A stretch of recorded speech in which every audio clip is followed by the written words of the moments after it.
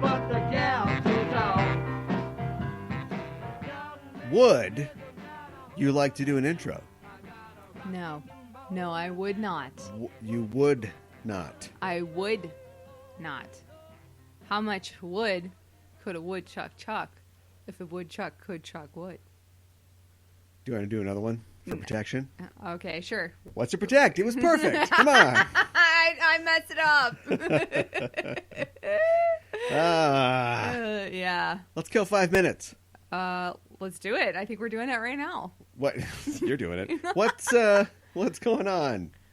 All right, I'll take over. What's not So going anyway, on? what? I don't know. Not everything can be going on. Okay. All the time. Remember Brittany Murphy? That's not where I wanted to go, but that's where we are. Whoa. Where did that come from? Yes, I remember Brittany Murphy. Yes, I do. But no. Like 2 of your favorite 5 movies are Brittany Murphy movies, and 2 of my we should be careful. We don't want to go too far into the Ramen Girl. So no, I actually haven't seen the Ramen Girl. What about I'll Never Tell? What is that from? I don't remember what that dumb movie was called. Oh, She's got a secret, maybe. okay. I saw the one where her and Ashton Kutcher are in love. That was. I can't even remember what it's called. Which one was that? Yeah, I don't know. I don't even remember the story that much. They That's might right. have Your been, other traveling. 3 top 5 movies are Ashton Kutcher movies. I forgot. That's not true. That's okay. That is not true. Butterfly Effect. Uh-huh. I can do this. Dude, Where's My Car? You're just making What's the one with... You're just pulling out Ashton Kutcher movies out of your butt. The joke is, these are the Ashton Kutcher movies I know. Oh, and okay. the one with Cameron Diaz, it's all good, man. Where they hate each other. Yeah, right. I don't know. There was just in the 2000s, there was a string of films where it's, we hate each other, but we have to be together. Yeah. Because that gypsy woman put a curse on us. I think whatever it was. I think the Brittany Murphy, Ashton Kutcher one was Just Married or something like that. And it's they go on their honeymoon. And they find out it's not quite the sweet right. And they go on their sensation. honeymoon and it's awful and horrible. But they're going all over and all these not so great things happen. But they What was the film somehow where make it work. Nicolas Cage is in Las Vegas and he drinks himself to death? No, the film where he and Sarah Jessica Parker are married or they want to get married, and it's just a comedy of errors. I think maybe no James idea. Caan is in it. Okay. Because this is when James Caan was just making bank, Sure. being in bad movies, and it ends with he paradrops with the Flying Elvises or something like that. Oh yeah. I haven't actually seen that one. But I know what you're talking about. Forgettable. This is the point I'm trying to make. No. Forgettable cinema. Yeah, okay. The fact that we have to sit here and try to think of what it is. Isn't Vegas in the name? Is it Leaving Las Vegas? No, that's the one where he drinks himself to death. I swear Vegas is in the name, though. It's like Honeymoon in Vegas. That's what it is. Okay. It's just, wow, that was so... Wow, yeah. We had to reach in there We and spent more around. time trying to think of what it was than they did naming it. Yeah. But it's just like an era of forgettable cinema. Isn't that... have we ever left that era? I want to just make sure... I know I'm the... somebody wants to follow me on Facebook. That's how great I am. I want to make sure that I get this right, because I know I'm the guesser. I can guess when films come out. Mm-hmm. Oh my God, I was so wrong. This is 1992, and it is James Caan, by the way. Okay. 1990. He was still lauded in 1990. This is before leaving Las Vegas. Yeah. I thought this was 2002 for sure. No, it was Why a would while ago. I don't know. And 63% on Rotten Tomatoes. What is wrong with critics? I don't know, man. Well, guess what? What? I don't have that problem, and I'm going to prove it today. Yeah. When we talk about my pick. Yeah. We're talking about yours first. What is it? We are. My pick was Ed Wood. Speaking of forgettable films. Yeah. Set you up for that one. Whoa. Ouch. Why is it an ouch? I don't know. Ooh, ouch. I don't know. Scary. Now, are you talking about, do you think Ed Wood is a forgettable film, or do you think Ed Wood made forgettable films? Fair question, I guess. I felt like I was being clear. He's literally known as like the worst director ever. Yeah, I know. Who made some movies which you wouldn't know the names of if you hadn't seen Ed Wood, where they talk about all the a couple but he made a lot of films. Yeah, that's true. Yeah, all of which have been lost to time. Yeah. Except not because like his badness, his lack of ability, but enthusiasm have become, a cult status. So I'm sure there's people who just have the whole Rhino, maybe Blu-ray set of Ed. Don't sully Blu-ray with the films of Ed Wood. You can't take that back. Besides Glenn or Glenda, have you seen any of? I've seen Plan 9. How was that? Bad. Okay. Yeah, I'm not the right. I think we've talked about this. I'm not the right guy to come to for trash films. Okay. I know that.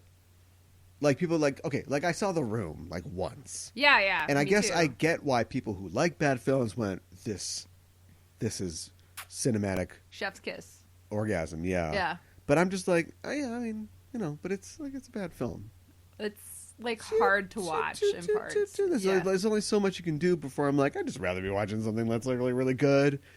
Or something really or even to something watch. made by somebody who's really skilled who just had it wrong this time. Right. Like I'd watch a bad Danny Boyle movie. This is a big admission. Rather than watch something from somebody who's incompetent, and I know that their heart and soul's in it, but this ain't it, Chief. Right. But that's my opinion. Yeah. So that's why I just don't like. Glenn or Glenda is actually. I think it's kind of watchable, but mainly not in 1994 when Ed Wood came out. Right. Because we weren't like.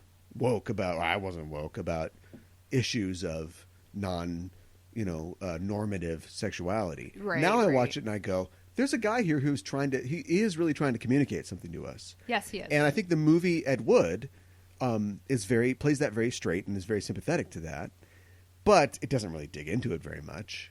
Like no, Ed not Wood's really. Ed Wood's cross-dressing. I'm not even sure what we're supposed to call it now, but like his cross-dressing, let's say. Yeah. Is presented mainly as a kind of snickery sideshow, but also as a character token in this plot for like, if you can understand this, then you accept Ed Wood. And Sarah Jessica Parker couldn't, so she wasn't right, but Patricia Arquette is. Yeah. And so she's the right girl. Right. And it's it's transactional in the way movie scripts are. But anyway, let me get into it because I need to give a recap of this. Johnny Depp plays Ed Wood. Ed Wood, what's his name again? Ed Davis Wood Jr. Yes. Who is an aspiring filmmaker in Los Angeles. Mm-hmm. He is a amateur playwright. He served in the big one, in WW2. Yep. And it's in the 50s. Yeah. That's how the math works out. So he's 30 years old. He idolizes Orson Welles, and he wants to be a successful filmmaker. But he has enthusiasm. Yes. And a work ethic, but questionable levels of talent, and is willing to accept basically the bare minimum. He is satisfied. His artistic muse is satisfied. His vision is satisfied very easily. Oh yeah. At the drop of a hat. Yeah. So he gets an opportunity. He hears about it's like Classy Pictures or Hollywood Pictures or something like it's not that. Hollywood Pictures, but yeah. And he hears about a local B/C movie company that is making a film about Christine Jorgensen, who's a real life transsexual, and they got the rights to her life story, and so he thinks I'm perfect for that, even though not the same thing. It's not the same but thing, no. Fine. Right. And so he goes there. Ed Starr, beloved, rest in peace, actor Ed Starr plays Mr. White or something, the guy who runs that studio. Yeah. And he says, "Well, kid, it's this picture it's a dog. We're just trying to make this thing, and just because you wear women's underwear doesn't mean that you're qualified for it." But eventually, he does get the job. He makes it in a couple days, and it is, of course, Glenn or Glenda. Yeah. And so it's no great success. After that, he's pretty much on his own because they didn't like the movie. No. And the fire is lit under him. And so we follow Ed Wood over the next couple of years as he develops his talent. He develops his company of players. Yes. And most importantly, in a chance meeting, he meets Bela Lugosi. Yeah. The great star of Dracula, amongst other films from the 1930s, and becomes friends with him, gets him to be in his films, and also has to deal with Bela's own peccadillos in his life, and they form a bond. Mm-hmm. And I mean, other stuff happens, but that's the setup. That's what happens in Ed Wood. Pretty much. So I had seen Glen or Glenda, but you had to remind me that I'd seen it.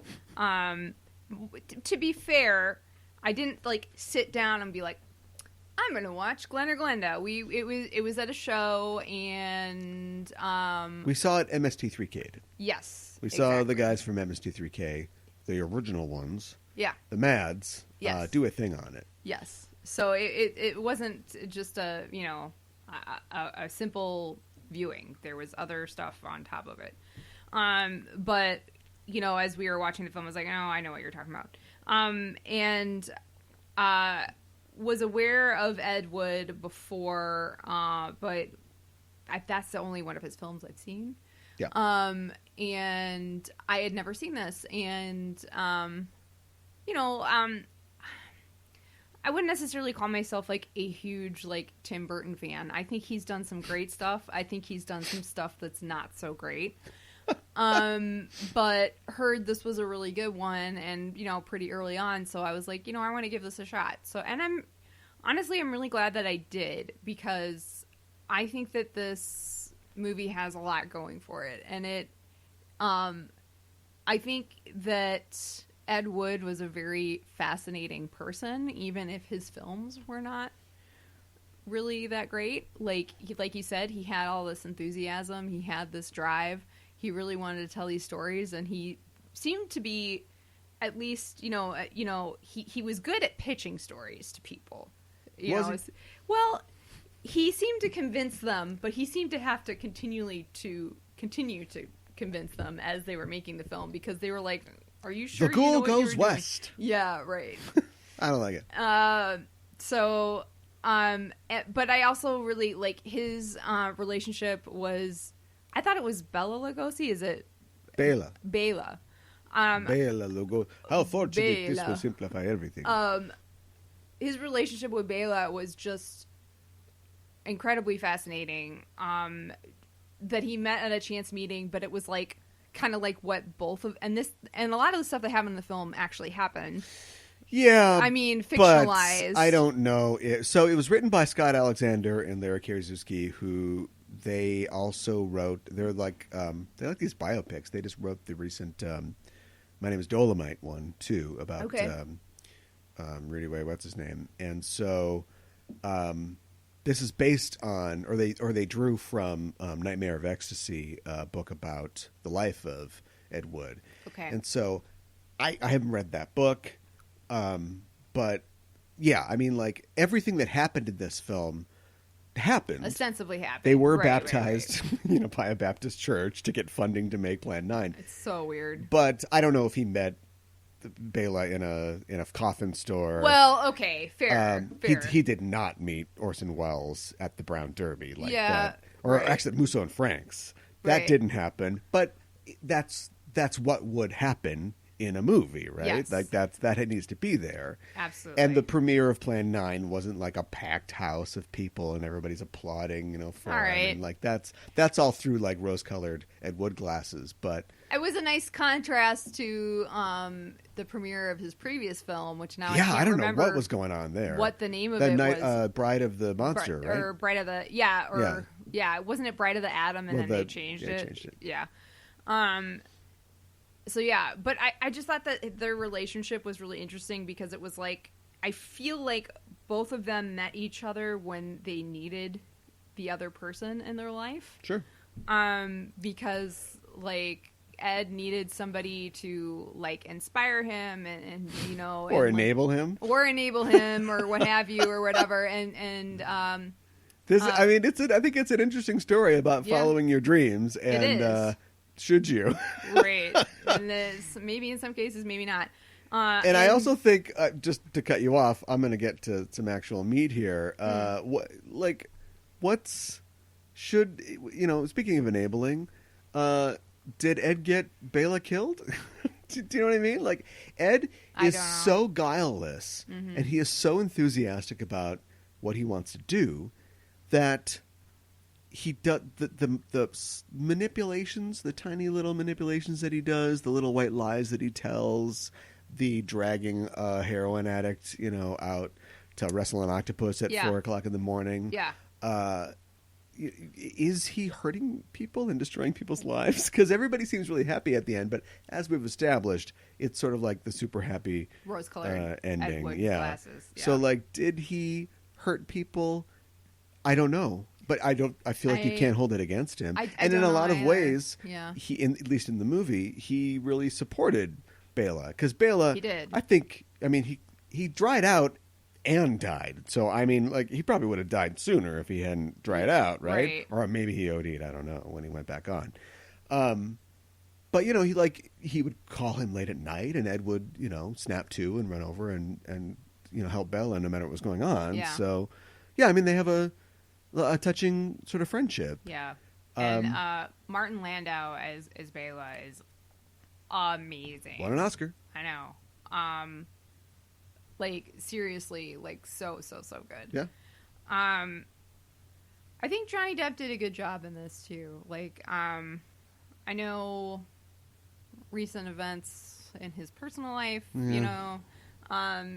I've been thinking a lot about Johnny Depp recently. Yeah. I don't know if he's a good actor. Oh, no? Well, if you can watch Ed Wood and I think, I think the script is great. Yeah. Like, the script, I think, really holds this thing up. Yeah. This, and the movie is, like, full of, like, well, I don't know if it's full, but there's some, great actors in the film, but yes.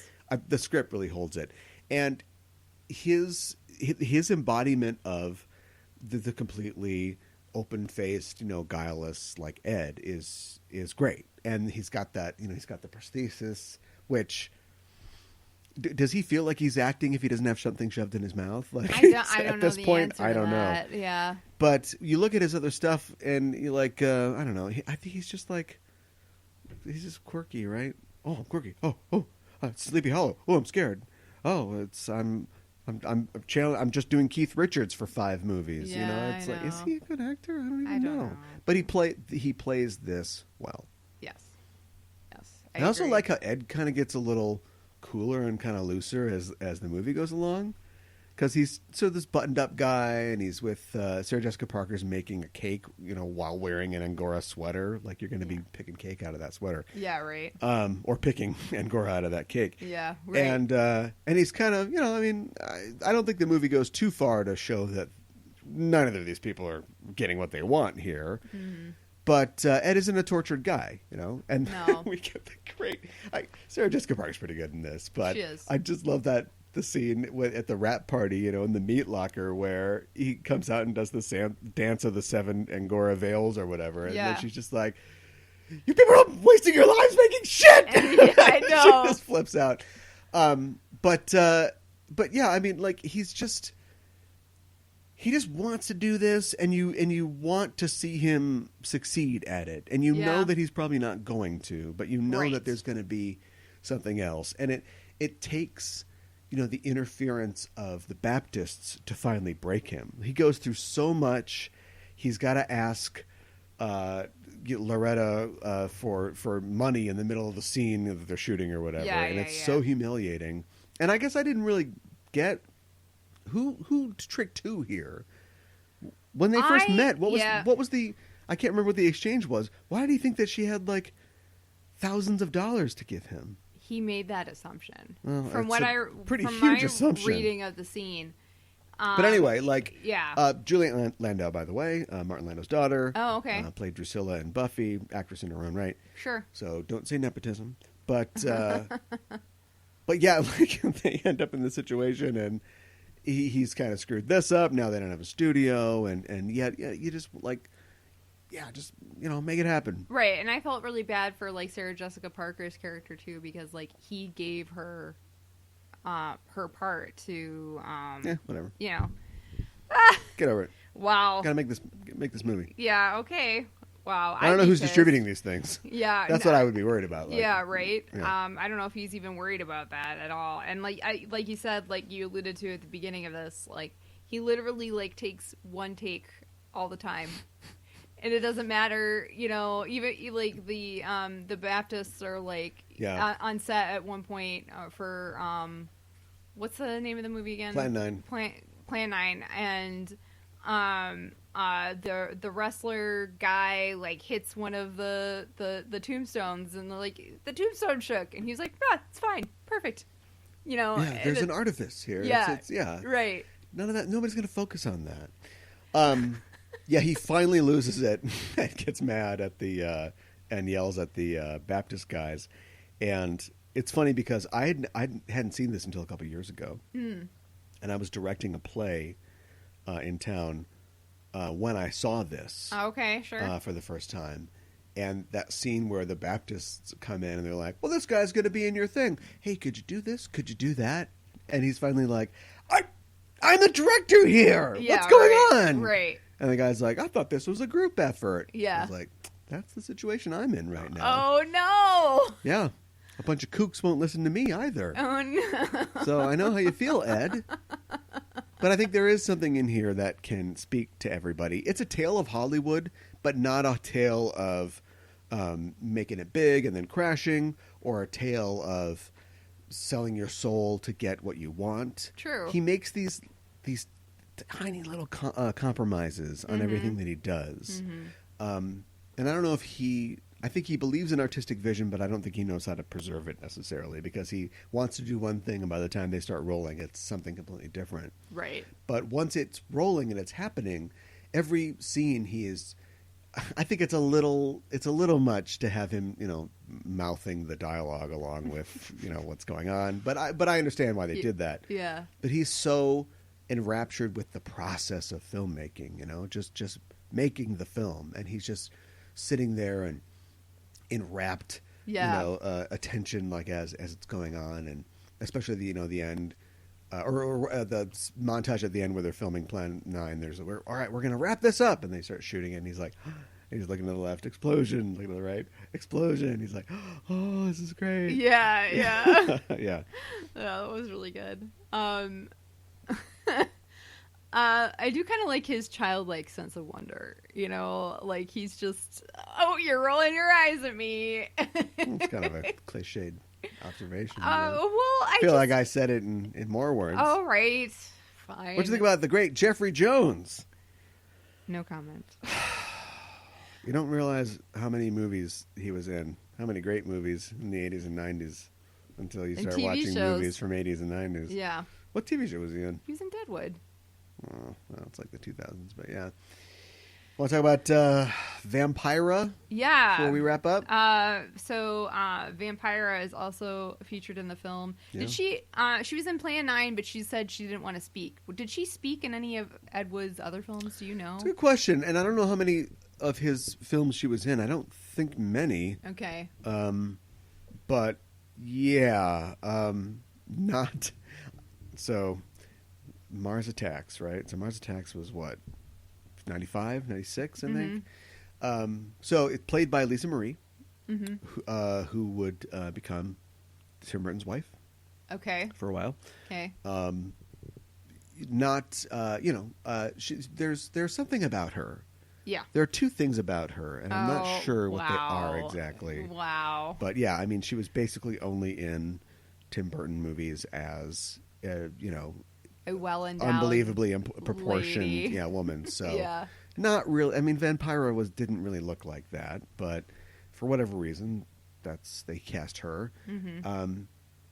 Interesting to include her. There's this story. I think it's interesting. This story of Ed Wood being a guy who's trying to make it in Hollywood and sort of attaching himself to this, fated star is reflected in the life of comedian Dana Gould, comedian, writer, director, actor Dana Gould, like Ed Wood, but not the comedy part, who moved to L.A. when he was, young, very young, maybe early 20s, and met Mila Nurmi, the lady that played Vampira, and actually ended up becoming friends with her and like having lunch with her and stuff. And then as she, got older and started to decline, ended up like taking care of her, and helping her with chores and stuff like that. And then she ended up in the hospital, and he would visit her and sort of executed her estate and stuff like that. And so it's very similar. And he's friends with Scott Alexander and Larry Karaszewski. So I don't know if that found its way into the thing, but yeah, Huh. I just think that's interesting. Tor Johnson, of course, was a legendary, if that's possible, B-movie actor, played in this film by George the Animal Steele, WWF wrestler. Oh, you're kidding! He was another wrestler. Yeah, who bears no small resemblance to him. So yeah, although I think George was a lot hairier than Tor. Oh, which is all on display in the film. It is. It's weird that who? Vincent D'Onofrio shows up. Yes, as Orson Welles. Orson Welles, and then I'm sure Vince was pissed, but they dub him with. He does a lot of stuff, but he's basically just known as the guy that you get when you have to do Orson Welles. Yeah. Maurice Lamarche, who was, of course, the voice of the Brain from Pinky and the Brain. Yes. Who Frozen Peas. Yeah. He sounds exactly like him. He sounds like a good caricature of him, in my opinion. But, okay. Yeah. All right. I was kind of taken aback when you told me that, because I was like, wow. Look at Vincent D'Onofrio go, and Vincent then you're D'Onofrio like, has a high voice, and he can never do Orson Welles. Yeah, I guess you're right. But I was We're like, going to take over the world. Anything else about the old Ed? I would recommend it. That's what I'm going to say. Do you think Eddie? They want to put me in the magazine. Yeah. It's like they're taking pictures of you in a hospital gown. Yeah, right. Well, press is good press. I know. I was like, seriously? Do you think that Ed opens up more once he meets Patricia Arquette's Oh, that was character? that was the thought that I was forming way at the beginning of the segment, which was he's kind of buttoned up. He's devastated by her leaving him to the point where, and it works out. But Sarah Jessica Parker with leaving, his in his career, but he's just watching. I can't remember what her show was called, Creepy Crawlers or whatever. One night, and he's like, "I'm gonna call Vampira." Mm-hmm. He just takes his shot. I think he wants to go on a date with her, but instead they just sort of form this friendship, right? And which is useful to his career. And then when he finally meets Patricia Arquette, he's just like laying on a bench, in the hospital waiting room. Yeah, and he's like. Well, first of all, he starts with Angora. Not a great start. Yeah. But then after that, he gets up and he's like, I'm an actor, writer, producer. And he's got a little swag. he does. Yeah. Yeah. And she's like super sweet and yeah, thoughtful. not much of a character. No, but she is thoughtful, and she made Bela some slippers. She knitted him some slippers. Those are for Bella? Huh? Those are for Bella? She was making them for her father. But she made some for Bella. She said, I need some for your friend, and they're black to match his cane. I must have gone up to get popcorn at that point, Yeah, which Ed Wood would totally understand. I would recommend this, too. I hate Tim Burton movies. I don't really like Johnny Depp. This is a great movie. It is. Yeah. What about my movie? What about your movie? What Should is we your release movie? it? Yeah. Should we release my movie? Yes, I think we should. Or let loose my movie? Both are said in my movie. Yeah. My movie's Clash of the Titans. Yes. From 1981. Yes. What happens in Clash of the Titans? Well, this football team Yeah, has right. to get it together. And Denzel Washington's on it. Whoa. Sorry. No black people in this movie. No. I'll never stop. You need to cut in. Yeah, I'm trying to. So it takes place in Greece. The gods are real. So the economy's shot. No. Ancient Greece. Okay. The gods are real. We see the gods on Olympus. And Perseus and his mom, whose name I can't remember. I don't know. Her dad, was ashamed by her. I think. Well, Perseus is Zeus's kid, and she wasn't married, and so he's ashamed. So he was a golden shower. Yeah, that's what it was. That's because so many disturbing. If you're Zeus a Greek, stories, you're sitting around, haven't invented buttons, Right. Zippers? We don't have buttons. Right. And you're like, and then Zeus came to Danae as a shower of gold. Are you like, Seriously. I'm sorry, can we pause Yeah. school for a second? I know, right? He did what? I know. All right, sorry, continue. So, anyways, her dad's like, No you gotta fun on the go, podcast. and they put her and Perseus in a wooden box and put them out to sea. Zeus is like, this cannot be. He is my son, and she is beautiful. Blah blah blah. And he's important. She's hot. Save him. Right, pretty much. So he intervenes. He has Poseidon release the Kraken. No, they let loose the Kraken. Let loose the Kraken on them and kill her dad, destroy the city, and save them. So this takes place. And then we fast forward as Perseus grows up. Becomes that stud from L.A. Law. Right. And Thetis, who is she's a goddess. She's sometimes like a sea nymph. Anyways, she's up on Olympus too. And her son, whose name is gosh help me, Calibos. Just one letter away. I know. But for whatever reason, I went to reach for it and I wasn't there. He's done some stuff that Zeus does not like. And so Zeus is like, she's this like, guy's please. been tearing tags off all kinds of mattresses. I don't Get him. Yeah. And he like killed or destroyed a bunch of his winged horses. There's only one Pegasus left. He did a bunch of other egregious things. He's like, he must be punished. And she's like, please have mercy on him. He's like, screw you, I'm Zeus. And so he like basically turns him into Pan, basically. Basically, he's got horns and a long lizard tail. That's what we could think of. Yeah, and he sends him to live out in the swamps. He was supposed to marry this princess, Andromeda. Well, that's not going to happen now. And she's mad, so she's like, nobody's going to marry Andromeda now. Blah, blah, blah, curse. And then also... this is better dialogue than the film. And then she like takes Perseus and she's like, I'm gonna put you in the city where Andromeda is. And yes, they have these clay figurines. Yes, that represents the gods. You see, they toy with man. Yeah, I know. Well, two of them. Yeah, right. the Acrisius figure, which Zeus crushes, and then wrong movie. Perseus figure. Yes, but don't touch any other figure. Well, I guess they get Acrisius or Calibos. Yes. So then, they put him in the arena and shit happens to him. It's not an arena. It's a theater. It's a theater. Excuse me. Thank you. Quietly to judge our play. Yes, but you're absolutely right. Not. Yeah, I know. Because the penguin's there. Yeah. You aren't even in the first act yet. You're in the intro let me still. super fast forward here. Sure. He finally meets or sees Andromeda. He's like, oh, she's beautiful. This is my path. So he goes up on this quest, like, how do I get to be with her? A bunch of stuff happens. You got to boom. He goes on a hero's journey, kind of.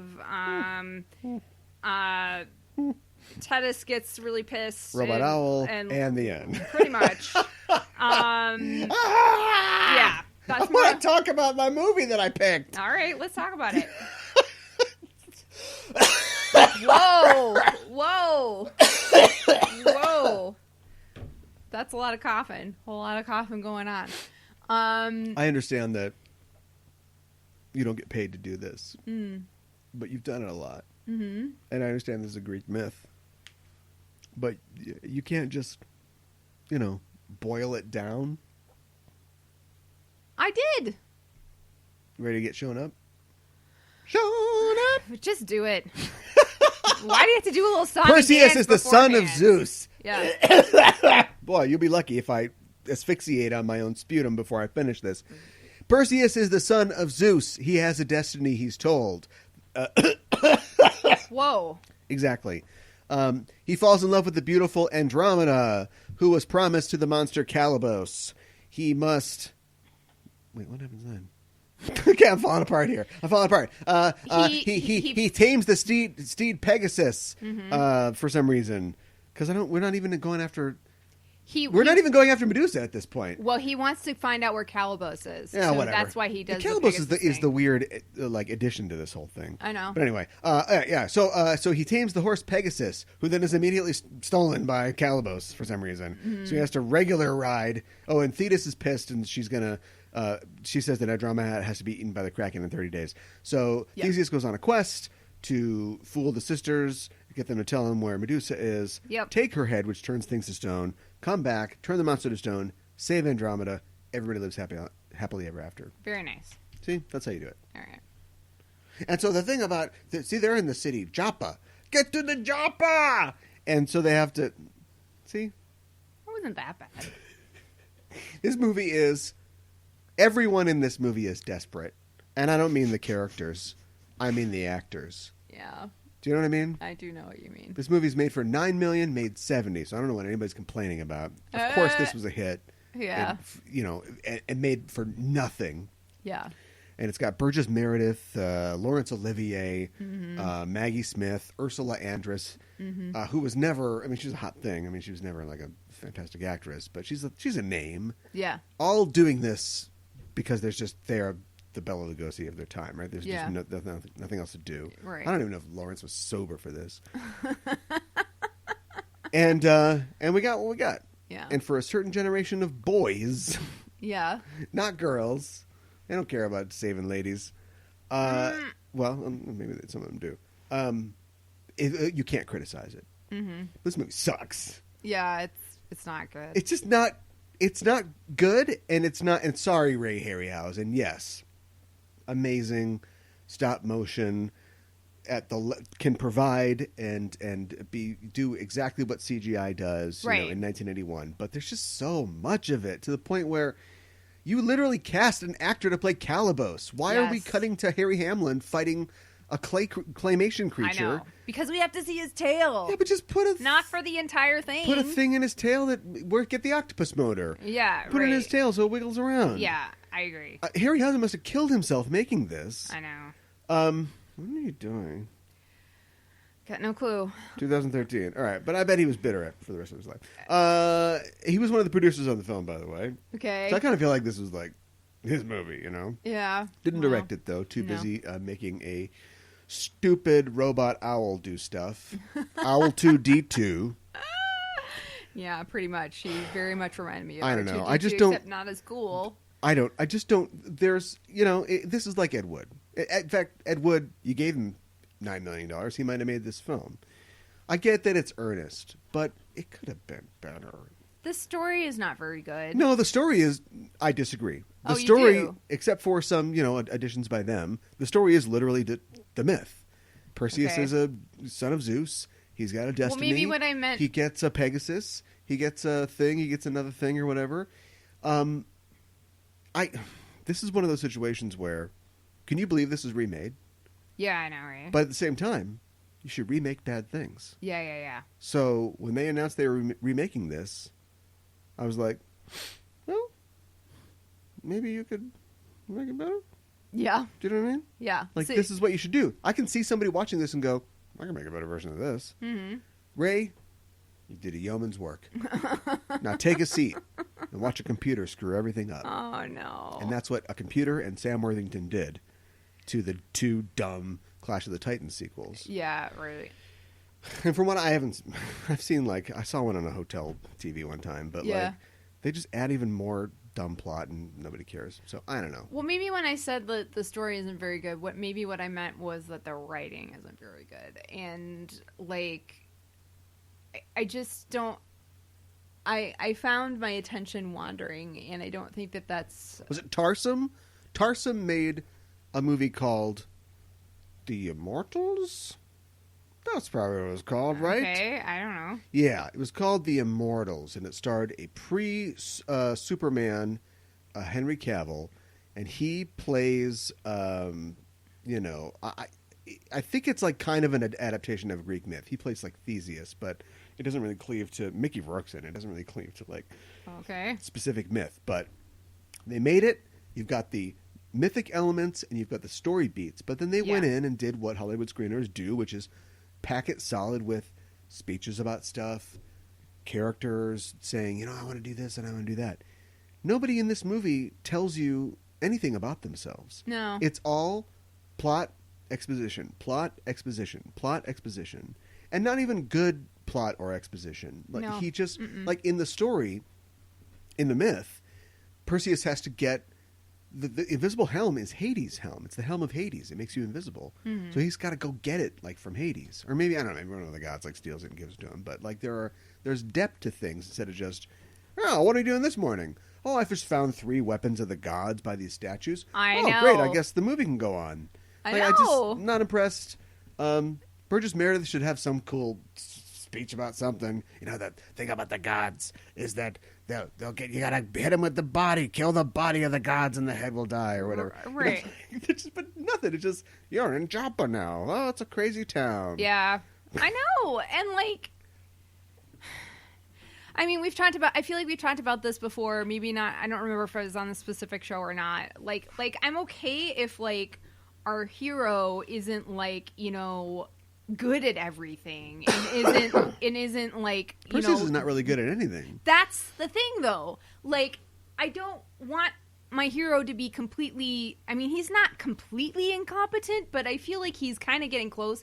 Like He a John drops- Jr. level? Yeah, like he drops his sword. He's a Greek fail son. Oh my god, he is. Zeus just gives him everything Zeus he gives needs. him everything, and he's like, he will succeed because he's my son. That's Yeah. exactly what it is. Yeah. But he drops his sword. He's not even good at like climbing a mountain.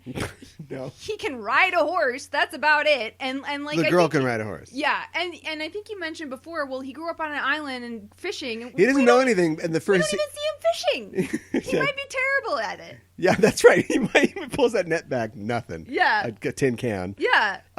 Yeah, and he pulls into town, and the first day in town, he makes a friend, Thalo, who's Yes. like in Wayne's World they have like Chris Farley is the bodyguard for Mr. Big, but he has all this information. Yeah. And like Wayne's World, that his name Wayne's Yes. World, Yeah. is like, wow, that guy had a lot of information. Yeah. That's this That's guy. Thalo in this Yeah. movie. Yeah. Yeah. Who then dies for I guess he specifically is shivved by Calibos or whatever. Yes. So it's kind of like, oh, I'm going to get that guy. Yeah. But we didn't need that motivation at this point, did No. we? No, I don't think know. we did. I don't know. And I used to love this myth. This was one of my favorite myths as a kid. Yeah. Because it was about this hero who had been done dirty. He Yeah. got thrown in a box when he was a kid. Yeah. And then he, I think it was Athena. I can't remember. Some goddess appeared to him and said, "Hey, you got to get out of here. You got all kinds of adventures waiting for you. Go check this stuff out." And he captures a winged horse and he gets the helmet and he fools the 3 sisters or whatever, kills the Gorgon, and he saves the girl. And it's like a really great. You could see it. That's a Sam Worthington movie, right? Sure. Nobody's ever done a good job with it though. I wonder why that is. Do they?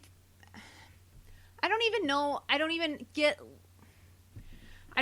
a sense from this that they're like, ooh, let's jazz it up a little bit. Like maybe they did that with the Sam Worthington films. I don't know. I haven't seen those, but No, they're pretty jazz. I don't Or really bebop. know. Like, I want to root for this guy, but at the same time, I don't care about him. Yeah, I don't care about him. And you need to care about your characters, especially, your quote unquote heroes, in order for them to be interesting. Like, Zeus is his shitty DM, yeah, he is. right? Mm-hmm. He cheats on rolls. Yeah, He's got the story on rails. yeah. It's not going his way. Right. He's gonna start punishing all the players. Yes. And finally, it wraps up at the end. TPK, and he's like, "Well, it seems like that all went pretty good." Right. And he So, was like, "New character shoots everybody." No, none of you can take revenge on him. Like, Yes. none of you can do anything else to Yes, him. and you're all paying for the pizza. Yeah, exactly. Yeah. What is it with movies of this time period, that is late 70s, early 80s, where you've got an crazy old man, he's going to need some cats. A lot of cats. Did you get I don't a know. Logan's Run vibe from No, Purchase Married This Place? No. Who's the cat man, and apparently they just, hey, Susie, bring all your cats in today, because the cats play no role in it. They're not in it. in any way other than that one scene. It's just that one where scene. there's just cats everywhere. I wish there were more scenes with the cats because honestly, that was amazing. But I don't know that really necessarily added to the story. I enjoyed it, but Did Harry Hamlin have a clause in his contract? I want at least one nipple visible in every scene. If he didn't, he was successful anyways. Maybe he snuck him in. Yeah, right. So the one scene where you can't see his nipples is the wedding, where he has a two-strap tunic or blouse. And so it's no shirt, no shoes, no bride. But other than that, yeah, he's out there. Yeah, he is. Wow. I just don't even know, like, what else to, like, do you like how so she lives in the Isle of the Dead, Medusa. Yes. Which, that's not a thing, but whatever. Right. So we're going to go to the River Styx. Uh-huh. So I guess this is an island in a river? No, we just took a picture of, we just lensed the coast. Yep. Day for night, of course. Yep. Does not look like a so river this is a really whatsoever. wide river, I guess. Yeah. So Karen the ferryman shows up, and that was all right. Yeah, that was fine. Although if you give him a coin, it doesn't fall through the bones in his hand. But so now I guess we're going to the Underworld, and I'm like, you had the choice to put Hades in this. In fact, they made Hades. Ray Fiennes was in Hades in the remake, right? He wasn't good, right. But you could put Hades in this, but Yeah. they didn't bother. And then they get to what is presumably like the entrance to the Underworld or whatever, and then they fight a two-headed dog. You know, the two-headed dog that guards What that guards Tartarus. the hell? Yeah. Why was it a two-headed dog? We all know it's a three-headed dog. Because Ray Harryhausen was like, I am the Lord, Emperor, King, and Master of stop motion. You can't do three heads. It's impossible. Until one day, what legends prophesy that a scion will come one day who's able to do three heads. But, gentlemen, it ain't me. Yeah, wow. I don't know. But why do it then? You know what I mean? Like, or why not do, like, if you think it's so hard, then why not, like, do a variation, right? Like, so maybe we see in the dark in the cave before we see the two-headed dog. I said three almost. We see three sets of eyes, and then we hear some sort of noise or something like that, and then they emerge and they look that's like two they're three never-ending dogs, story. and then they come together and it's That's one two, dog. That's with two three never-ending heads. story. Oh, okay, I am a great wolf. all right. You don't seem that great. Why won't you come out from that Well, cave? yeah. Is it because you're just a head puppet? No, shut up! You don't know my secrets. Where's your body? Where's your body? I know. Oh, you're gonna attack me over here? What about on this rock? Scorpions yeah. are all right. Yeah, they're pretty I terrifying. mean, the effects were great. I got no problem with the effects. No. What they were used for, like a like a mentally challenged robot owl, I don't even know. I don't know. And then, at the beginning, so there's a bird or a seagull or whatever who turns out to be Poseidon, right? Yeah, I guess. And so we kind of do like this weird dive thing, and you were like, "Wait, is it the bird's eye view?" And I was like, "Yeah, I think so." And then it changes from like the bird's eye view to us seeing like eye view. Yeah, seeing a bird that is animated, but it's this footage that was taken maybe on a hang glider or something. Yeah, but the animation is like kind of, it doesn't look as good as like the rest of the animation. I feel like no, it's not animation at all. They just took like a negative of a bird flying and then superimposed it over the hang glider footage. It's weird. Like, don't do that. Just if you the bird's eye view thing, I was okay with that. Just go with that. You know, do more of that. Yeah, they had about 30 seconds of a seagull 10 feet away in the air at a beach, just riding a current. Right. And then they cut that in with like helicopter footage or whatever it was. I doubt they could afford a helicopter. Yeah. Yeah, well, that's the idea they had, and that's what they went with. Mm-hmm. How do you feel about hard PG? It was a hard PG. Yeah, a lot of nudity in this. Some titties. Yeah. Yeah. And some ass, too. Yeah. I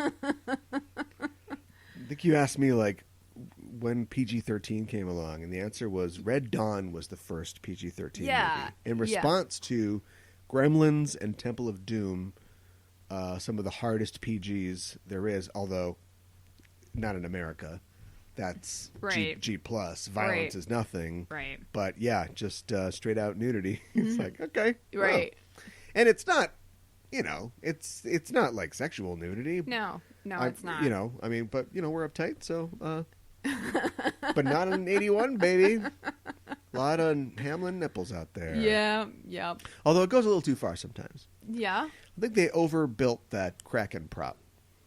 There's this shot that they keep showing where Bubo, the robot owl, is flying like near to the Kraken's navel and his washboard abs, and that puppet goes down a long way.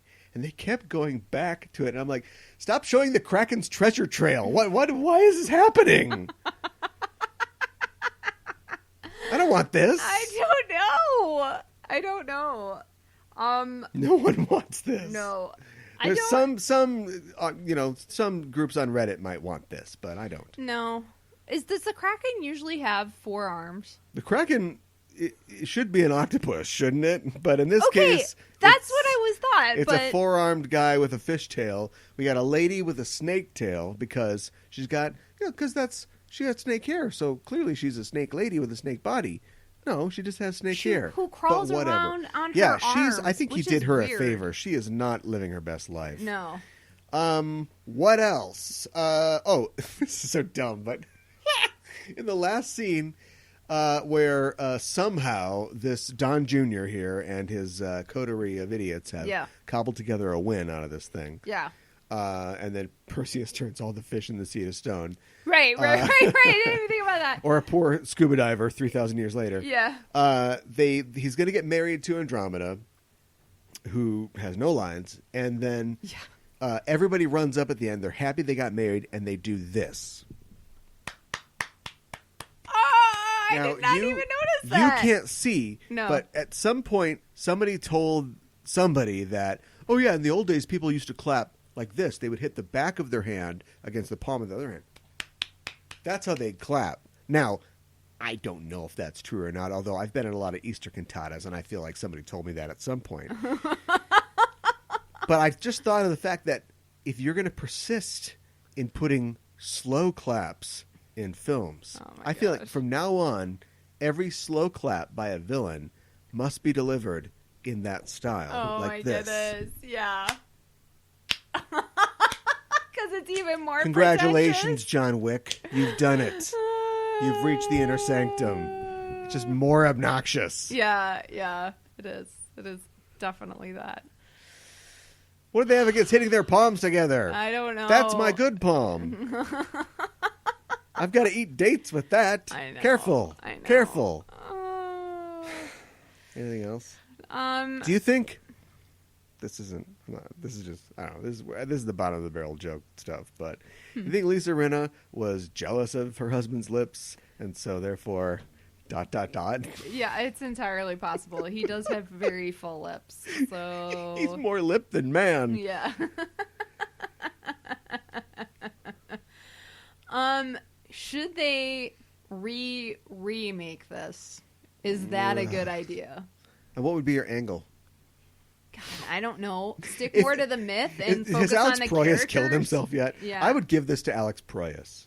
Okay. With a modest budget, because look at Dark City. Didn't spend anything on that, and go, do your thing, do what you do, and if it means that Zeus is 11 feet tall, is played by the guy from Game of Thrones or whatever, fine, sure. But I think he tried to make Egyptian Clash of the Titans with Gods of Egypt, and it's not great. It's better than this. Is it? I feel like I'm not sure if that's... You haven't seen it. I thought I had. How would we ever figure that out, do you think? Oh, gosh. Maybe I haven't seen it. Maybe I'm thinking of something else. What could you possibly be thinking of? Stargate? I don't know. Are you thinking of... You're thinking of the Moses movie, aren't you? I think I am. Literally the progenitor of your people. and you don't know which film I'm talking about. Yeah, I know. Moses would be the bad guy in Gods of Egypt. Yeah. A snake would bite his head off, and then all the jackal men gosh. would cheer. Yeah. Okay. Bad Jew. Stop it. Bad Jew. No dreidel. Is that it? What? I don't know. What? All right, You you chastise me and then you ask me if you're doing it right. Do you understand how freaking messed up that is? I can do that. My Okay, girlfriend's a wow. Jew. All right. What Whatever. else? Wow. It's also sort of not really a blow for feminism because like Zeus got us into this mess because Zeus's dick spawn is like the center of like this whole thing. Yep. And then there's one scene where poor Ursula Andress. I mean, it's not like Sarah Bernhardt, but she can act. Yeah. She gets like 2 lines, I like know. 2 words. But there's one scene where all the girls are talking about, oh, that Zeus, he's just raping over here, raping over there. I know, and they're like laughing about it. Yeah, but it's like thumb-like, right? Yeah, ho ho ho, and they all laugh at him. That's the only like. It doesn't even pass the Bechdel test, but that's the only female camaraderie we get. And then at the end, after Zeus has forced his entire workforce to basically help this dildo like make it through and beat the monster. Yep. Then he's like, well, I guess everything worked out. And he prophesizes the death of the gods. He's like, one day, when men can have flying cars, we'll all be worthless. Yep. Anyway, somebody get me something to drink. Yeah, It's just right. like, what? I know. It's a weird way to end it.